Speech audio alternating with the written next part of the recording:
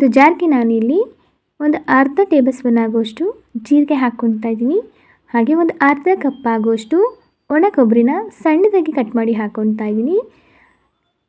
ಹಾಗೆ ನಾನಿಲ್ಲಿ ಒಣಮೆಣಸಿಕಾಯಿನ powder ಮಾಡ್ಕೊಂಡಿರೋಂತಹ chilli ಫ್ಲೇಕ್ಸ್ನ ನಾನಿಲ್ಲಿ ಒಂದು 1/4 ಕಪ್ ಆಗುವಷ್ಟು ನಾನಿಲ್ಲಿ ಹಾಕ್ಕೊಳ್ತಾ ಇದ್ದೀನಿ. ಒಂದು 4 ಟೇಬಲ್ ಸ್ಪೂನ್ ಆಗುವಷ್ಟು. ಹಾಗೆ ರುಚಿಗೆ ತಕ್ಕಷ್ಟು ಸ್ವಲ್ಪ ಉಪ್ಪಿನ ಪುಡಿನ ಹಾಕ್ಕೊಳ್ತಾ ಇದ್ದೀನಿ. ನೀವು ಒಣಮೆಣಸಿಕಾಯಿ ಇದ್ದರೆ ಒಣಮೆಣಸಿಕಾಯಿನ ಡೈರೆಕ್ಟಾಗಿ ಒಂದು 4ರಿಂದ ಒಂದು 5 ಖಾರಕ್ಕೆ ಎಷ್ಟು ಬೇಕೋ ಅಷ್ಟು ನೀವು ಹಾಕ್ಕೊಬೋದು. ಇವಾಗ 1 ಗೆಡ್ಡೆ ಆಗುವಷ್ಟು ಬೆಳ್ಳುಳ್ಳಿನ ಇದಕ್ಕೆ ಹಾಕ್ಕೊಳ್ತಾ ಇದ್ದೀನಿ. ಇದನ್ನು ಹಾಕಿದ ನಂತರ ಇದನ್ನು ನೀಟಾಗಿ ನೋಡಿ ಈ ರೀತಿ ರುಬ್ಕೋಬೇಕು.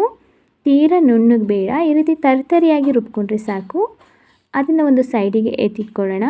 ಇವಾಗ ಬೀಟ್ರೋಟ್ನ ನಾನಿಲ್ಲಿ ಒಂದು 2 ಮೀಡಿಯಮ್ ಸೈಜ್ನ ಬೀಟ್ರೋಟ್ ತೊಗೊಂಡಿದ್ದೀನಿ.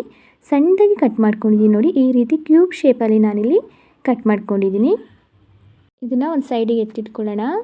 ಇವಾಗ ಒಂದು ಪ್ಯಾನ್ಗೆ ನಾನಿಲ್ಲಿ ಒಂದು 2 ಸ್ಪೂನ್ ಆಗುವಷ್ಟು ಎಣ್ಣೆ ಹಾಕ್ಕೊಳ್ತಾ ಇದ್ದೀನಿ. ಎಣ್ಣೆ ಸ್ವಲ್ಪ ಚೆನ್ನಾಗಿ ಕಾಯಬೇಕು. ಒಂದು ಮೀಡಿಯಮ್ ಫ್ಲೇಮಲ್ಲಿ ಉರಿನ ಇಟ್ಕೊಂಡಿದ್ದೀನಿ. ಇದಕ್ಕೆ ಒಂದು ಅರ್ಧ ಟೇಬಲ್ ಸ್ಪೂನ್ ಆಗುವಷ್ಟು ಸಾಸಿವೆ ಹಾಕ್ಕೊಂಡಿದ್ದೀನಿ. ಹಾಗೆ ಒಂದು ಅರ್ಧ ಟೇಬಲ್ ಸ್ಪೂನ್ ಆಗುವಷ್ಟು ಜೀರಿಗೆ, ಹಾಗೆ ಒಣಮೆಣಸಿಕಾಯಿನ ನಾನಿಲ್ಲಿ ಒಂದು 2 ಒಣಮೆಣಸಿಕಾಯಿನ ಕಟ್ ಮಾಡಿ ಹಾಕ್ಕೊಳ್ತಾ ಇದ್ದೀನಿ. ಇದನ್ನ ಒಂದು 2ರಿಂದ 3 ನಿಮಿಷ ಸ್ವಲ್ಪ ಎಣ್ಣೆಗೆ ಚೆನ್ನಾಗಿ ಫ್ರೈ ಆಗಬೇಕು. ಈ ರೀತಿ ಚೆನ್ನಾಗಿ ಹುರ್ಕೊಳ್ಳೋಣ. ಚೆನ್ನಾಗಿ ಹುರ್ಕೊಂಡ ನಂತರ ನಾನಿಲ್ಲಿ ತೊಳೆದಿರೋಕ್ಕಂಥ ಬೀಟ್ರೋಟ್ನ ನಾನಿಲ್ಲಿ ಹಾಕ್ಕೊಳ್ತಾ ಇದ್ದೀನಿ. ಫ್ರೆಂಡ್ಸ್, ಬೀಟ್ರೂಟ್ ಇಷ್ಟಪಡೋರಿಗಂತೂ ತುಂಬಾ ರುಚಿಯಾಗಿರುತ್ತೆ. ಈ ರೀತಿ ನೀವು ಒಮ್ಮೆ ಹೊಸದಾಗಿ ಮಾಡ್ಕೊಂಡು ತಿನ್ನಿ, ತುಂಬಾ ಟೇಸ್ಟಿಯಾಗಿರುತ್ತೆ. ತಿಳಿ ಸಾಂಬಾರು ಅನ್ನ ಜೊತೆ ಅಂತೂ ಕಾಂಬಿನೇಷನ್ ಆಗಿ ಪಲ್ಯ ಥರ ಸೈಡಿಗೆ ನೆಂಚ್ಕೊಳ್ಳೋಕ್ಕಂತೂ ತುಂಬಾ ಚೆನ್ನಾಗಿರುತ್ತೆ. ಹಾಗೆ ಚಪಾತಿ ರೊಟ್ಟಿಗೆಲ್ಲ ಅಷ್ಟೇ ತುಂಬಾ ಚೆನ್ನಾಗಿರುತ್ತೆ. ಫ್ರೆಂಡ್ಸ್, ಹಾಗೆ ನೀವು ನನ್ನ ಚಾನಲ್ನ ಸಬ್ಸ್ಕ್ರೈಬ್ ಮಾಡ್ಕೊಂಡಿಲ್ಲ ಅಂದರೆ ಪ್ಲೀಸ್ ನನ್ನ ಚಾನಲ್ನ ಸಬ್ಸ್ಕ್ರೈಬ್ ಮಾಡ್ಕೊಂಡು ನೋಡಿ. ಹಾಗೆ ನೀವು ಫ್ರೆಂಡ್ಸಿಗೆ ಫ್ಯಾಮಿಲಿ ಮೆಂಬರ್ಸಿಗೆಲ್ಲ ಶೇರ್ ಮಾಡಿ. ಹಾಗೆ ಹೇಗಿದೆ ಅಂತ ಕಮೆಂಟ್ ಮುಖಾಂತರ ತಿಳಿಸಿ. ಫ್ರೆಂಡ್ಸ್, ಇವಾಗ ನಾನಿಲ್ಲಿ ಸ್ವಲ್ಪ ಒಂದು ಅರ್ಧ ಟೇಬಲ್ ಸ್ಪೂನ್ ಆಗುವಷ್ಟು ಅರಿಶಿನ ಪುಡಿ, ಹಾಗೆ ಒಂದು ಸ್ವಲ್ಪ ರುಚಿಗೆ ತಕ್ಕಷ್ಟು ಒಂದು ಅರ್ಧ ಟೇಬಲ್ ಸ್ಪೂನ್ ಆಗುವಷ್ಟು ನಾನಿಲ್ಲಿ ಉಪ್ಪಿನ ಪುಡಿನ ಇದಕ್ಕೆ ಸೇರಿಸ್ಬಿಟ್ಟು ಇದನ್ನು ನೀಟಾಗಿ ಮಿಕ್ಸ್ ಮಾಡ್ಕೊಳ್ತಾ ಇದ್ದೀನಿ.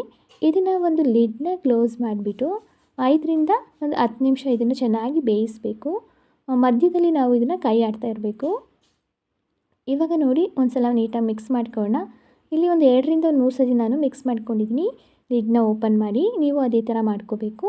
ಇವಾಗ ಒಂದು ಸಲ ಮಿಕ್ಸ್ ಮಾಡ್ಕೊಂಡ ನಂತರ ನಾನಿಲ್ಲಿ ಕರ್ಬೇವಿನ ಸೊಪ್ಪನ್ನ ನಾನಿಲ್ಲಿ ಹಾಕ್ಕೊಳ್ತಾ ಇದ್ದೀನಿ. ಕರ್ಬೇವಿನ ಸೊಪ್ಪನ್ನ ಹಾಕಿ ಮತ್ತೆ ಒಂದು ಸಲ ನೀಟಾಗಿ ಮಿಕ್ಸ್ ಮಾಡ್ಕೊಳ್ಳೋಣ. ತುಂಬಾ ರುಚಿಯಾಗಿರುತ್ತೆ ಫ್ರೆಂಡ್ಸ್. ಹಾಗೆ ಕೂಡ ನಾವು ಟೇಸ್ಟ್ ಮಾಡ್ಬೋದು, ಅಷ್ಟು ಚೆನ್ನಾಗಿ ಬರುತ್ತೆ. ಟೇಸ್ಟ್ ವೈಸ್ ಅಂತೂ ಸಖತ್ತಾಗಿರುತ್ತೆ ಅಂತಲೇ ಹೇಳ್ಬೋದು. ನೋಡಿ ಈ ರೀತಿ ಆಗಿದೆ. ಇವಾಗ ನಾನಿಲ್ಲಿ ಹಾಗೆ ನಾವು ಪುಡಿ ಮಾಡಿಟ್ಕೊಂಡಿರುವ ಒಣಕೊಬ್ಬರಿ ಹಾಗೆ ಜೀರಿಗೆ ಹಾಗೆ ಬೆಳ್ಳುಳ್ಳಿ ಈ ಮಿಶ್ರಣನ ನಾವಿಲ್ಲಿ ಕೊನೆಗೆ ಹಾಕಬೇಕು. ಗ್ಯಾಸ್ನ ನಾವು ಲೋ ಫ್ಲೇಮಲ್ಲಿ ಇಟ್ಕೊಂಡು ಈ ಪೌಡರ್ನ ಹಾಕಬೇಕು. ಈ ಪೌಡರ್ ಹಾಕೋದ್ರಿಂದ ಒಂದು ಒಳ್ಳೆಯ ರುಚಿ ಬರುತ್ತೆ. ಟೇಸ್ಟ್ ವೈಸ್ ಅಂತೂ ಸಖತ್ತಾಗಿರುತ್ತೆ. ಬೆಂದ ಆದಮೇಲೆ ನಾವು ಈ ಪೌಡರ್ನ ಹಾಕಿ ಒಂದು 2ರಿಂದ 3 ನಿಮಿಷ ಇದನ್ನು ಮಿಕ್ಸ್ ಮಾಡ್ಕೋಬೇಕು ಅಷ್ಟೇ. ಜಾಸ್ತಿ ಏನು ಬೇಯಿಸೋದು ಬೇಡ.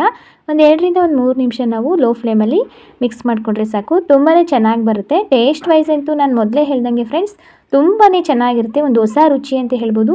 ಈ ರೀತಿ ನೀವು ಬೀಟ್ರೋಟ್ ಪಲ್ಯನ ಮಾಡಿಲ್ಲ ಅಂದರೆ ಒಮ್ಮೆನಾದ್ರು ಮಾಡ್ಕೊಂಡು ತಿನ್ನಿ, ತುಂಬ ಟೇಸ್ಟಿಯಾಗಿರುತ್ತೆ. ಹಾಗೆ ನೋಡೋದಕ್ಕೂ ಅಷ್ಟೇ ತುಂಬಾ ಚೆನ್ನಾಗಿದೆ. ಹಾಗೆ ತಿನ್ನೋದಕ್ಕೂ ಅಷ್ಟೇ ತುಂಬಾ ರುಚಿಯಾಗಿರುತ್ತೆ. ಈ ರೀತಿ ನೀವು ಒಮ್ಮೆನಾದರೂ ಬೀಟ್ರೋಟ್ ಪಲ್ಯನ ಮಾಡಿಲ್ಲ ಅಂದರೆ ಈ ರೀತಿ ಟ್ರೈ ಮಾಡಿ ನೋಡಿ, ತುಂಬಾ ಟೇಸ್ಟಿಯಾಗಿ ಬರುತ್ತೆ ಫ್ರೆಂಡ್ಸ್. ಹಾಗೆ ಚಪಾತಿ, ರೊಟ್ಟಿ, ದೋಸೆ ಹಾಗೆ ಬಿಸಿ ಅನ್ನ, ತಿಳಿ ಸಾಂಬಾರಿಗೆ ಸೈಡ್ ಡಿಶ್ ಆಗಿ ಈ ಪಲ್ಯನ ನೆಂಚ್ಕೋಬೋದು. ತುಂಬಾ ಒಂದೊಳ್ಳೆ ಕಾಂಬಿನೇಷನ್ ಆಗಿ ಇದನ್ನು ತಿನ್ಬೋದು. ತುಂಬ ಟೇಸ್ಟಿಯಾಗಿರುತ್ತೆ. ಹೆಲ್ತಿಗೂ ಕೂಡ ಅಷ್ಟೇ ಬೀಟ್ರೋಟ್ ಪಲ್ಯ ತುಂಬಾ ಒಳ್ಳೆಯದು. ಈ ರೀತಿ ಬೀಟ್ರೋಟ್ ಇಷ್ಟಪಡೋರು ಒಮ್ಮೆನಾದ್ರು ಈ ರೆಸಿಪಿನ ಟ್ರೈ ಮಾಡಿ ನೋಡಿ, ತುಂಬ ಚೆನ್ನಾಗಿ ಬರುತ್ತೆ ಫ್ರೆಂಡ್ಸ್. ಹಾಗೆ ನೀವು ನನ್ನ ಚಾನಲ್ನ ಸಬ್ಸ್ಕ್ರೈಬ್ ಮಾಡ್ಕೊಂಡಿಲ್ಲ ಅಂದರೆ ಪ್ಲೀಸ್ ನನ್ನ ಚಾನಲ್ನ ನೀವು ಸಬ್ಸ್ಕ್ರೈಬ್ ಮಾಡ್ಕೊಂಡು ನೋಡಿ.